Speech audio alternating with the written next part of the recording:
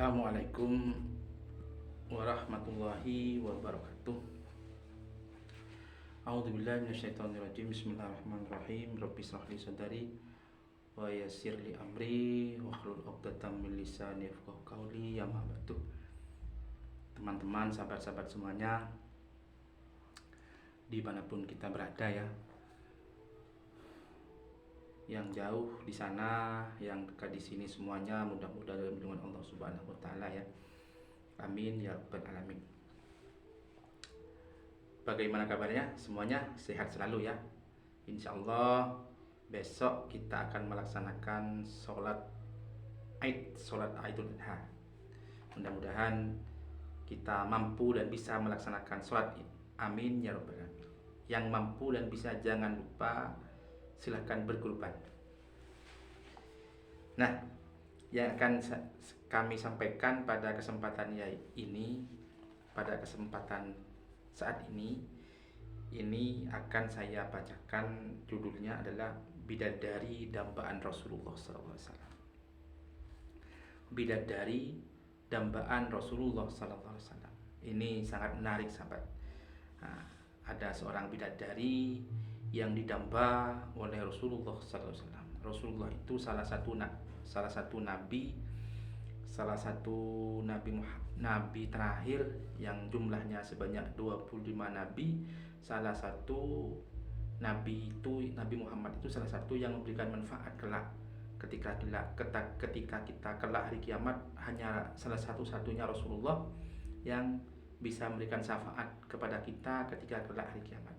Beruntunglah kita sebagai umatnya Nabi Muhammad, umat yang terakhir, umatnya Nabi Muhammad SAW. Mudah-mudahan kelak kita bisa bersama dengan Rasulullah SAW.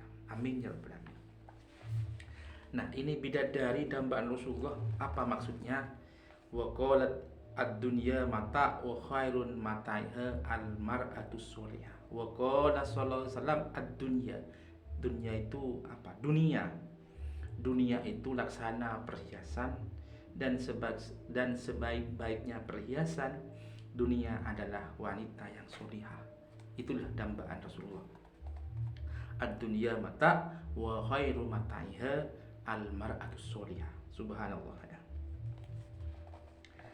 Riwayat, ad-dunya mata wa khairu mataiha al-mar'atu tu'inu zaujaha 'alal akhirah. Dunia itu laksana perhiasan, sahabat. Ya, dan sebagaimana dunia adalah wanita yang dapat membantu suaminya di dalam urusan akhirat. Luar biasa, sahabat. Luar biasa. Makanya ketika kita mampu menikah, memang dianjurkan untuk menikah.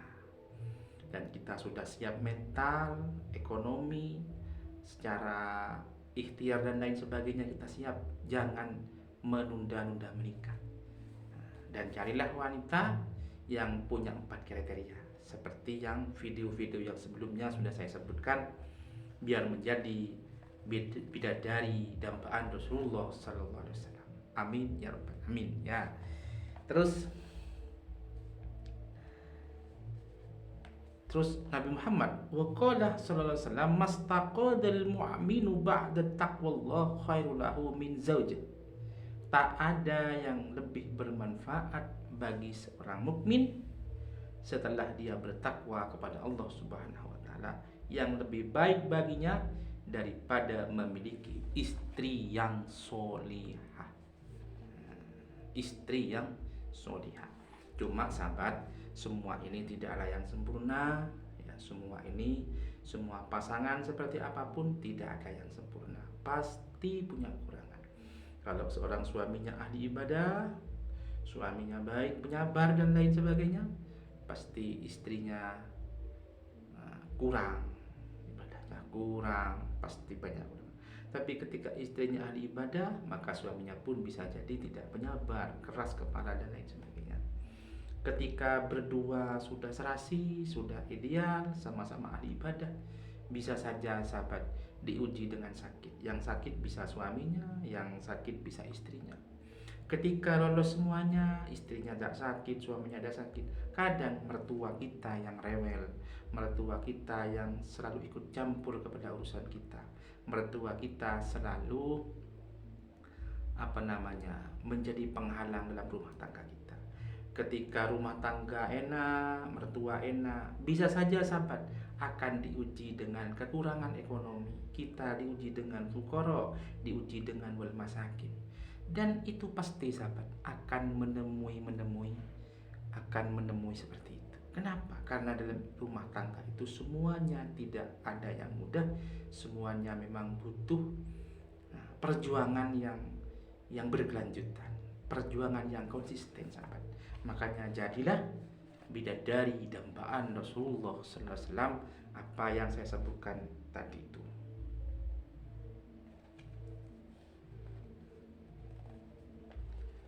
Ini ya. Nah, terus kenapa kok istri yang soleh itu menjadi dambaan Rasulullah? Nah, ini waqala Rasulullah sallallahu zawiju abna'akum wa banatikum. Qila dawu ya Rasulullah hadhihi abna'una tusawwiju fa kaifa banatuha. Rasulullah SAW bersabda, nikahkanlah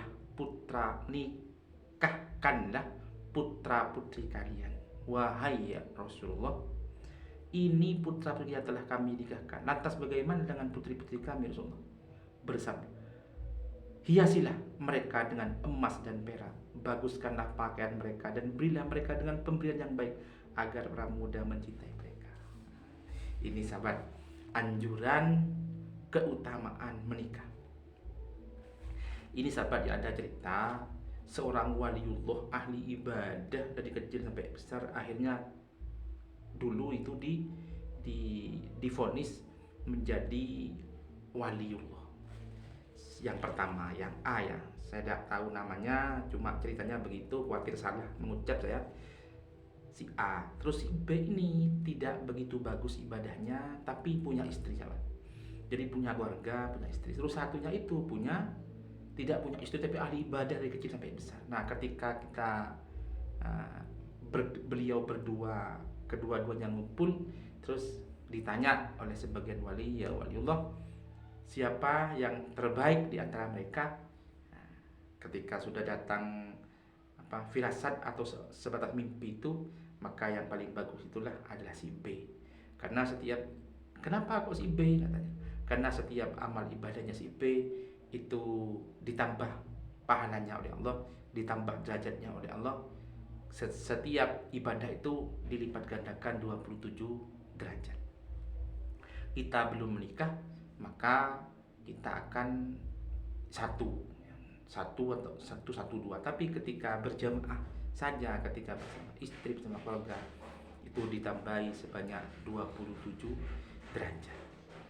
Makanya keutamaan dan anjuran Rasulullah, dan sekiranya mendapatkan bidadari dambaan Rasulullah, kita dianjurkan menikahlah dengan sesuai aturan Nabi atau aturan sunnah-sunnahnya Nabi.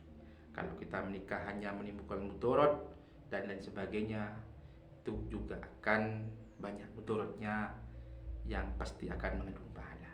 Nah, kita di channel ini sahabat, bolehlah teman-teman, sahabat-sahabat dimanapun kita berada, baik itu kondisinya status menikah atau belum atau berjaka, monggo video ini atau akun ini mari kita diisi dengan curhat-curhat dalam rumah tangga, sebagai dengan mengikuti petunjuk-petunjuk Islami. Sekiranya kalau kita minta nasihat, kita bercerita kepada orang yang salah, maka pernikahan kita juga hasilnya akan salah. Makanya kita jangan pernah memberikan aib, kejelekan atau bercerita kepada orang lain. Jaga kehormatan kita, jaga aib-aib kita, supaya kita tetap di jalur-jalur yang memang diridhoi oleh Allah Subhanahu wa taala. Karena sebuah nikah, karena sebuah pernikahan ini tidak hanya 1 minggu sahabat, tidak hanya 1 bulan, tapi akan menempuh berpuluh-puluh tahun. Bahkan kelak ketika kita sudah mati, mengiringi kematian kita dengan bersama suami atau bersama istri yang disaksikan oleh anak-anak kita. Itu semua perantara jalur pernikahan. Gitu. Mudah-mudahan ada manfaatnya sahabat. Terus namanya sebuah pasangan tidak ada yang sempurna, saling melengkapi dan saling menyempurnakan itu hal yang paling bisa kita tingkatkan. Begitu saja sahabat. Terima kasih. Misalnya ada curhat, ada pertanyaan, boleh di kolom komentar. Mudah-mudahan ada hal yang bisa kita ambil hikmah dan lain sebagainya. Terima kasih. Kami akhiri. Assalamualaikum warahmatullahi wabarakatuh. Salam buat semuanya.